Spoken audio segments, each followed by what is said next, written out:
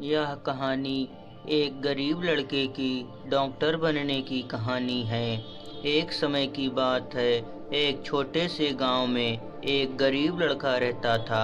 उसके माता पिता बहुत मेहनती थे और उन्होंने अपने संघर्षों के बावजूद उसकी पढ़ाई के लिए हर संभव प्रयास किए थे।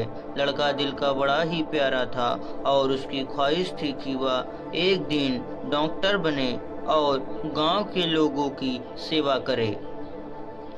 जब वह बड़ा हुआ तो उसने एक अच्छे विश्वविद्यालय में दाखिला लिया और वहां पढ़ाई करने लगा। धीरे धीरे उसके सपने साकार होने लगे। परिवार का गर्व बढ़ रहा था और वह खुद भी खुश था।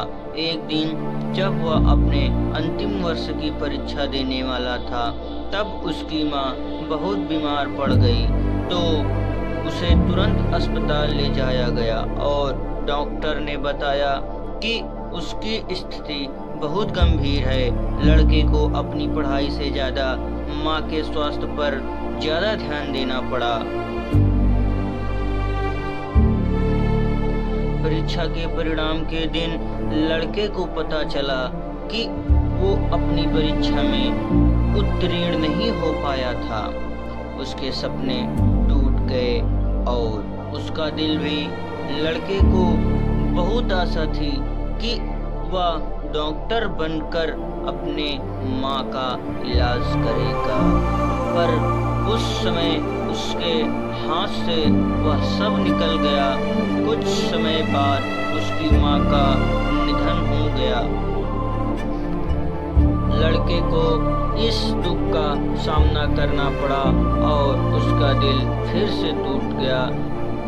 उसने अपने गांव के लिए सपने देखना छोड़ दिया और जिंदगी भर गरीबी में रहने की जीने का मजबूर हो गया। लेकिन कहते हैं ना, आदमी का नेचर कभी नहीं बदलता। समय बीतता तो उससे थोड़ा दुख कम हुआ और उसे वही सपने फिर से आने लगे जो वो पहले देखा करता था।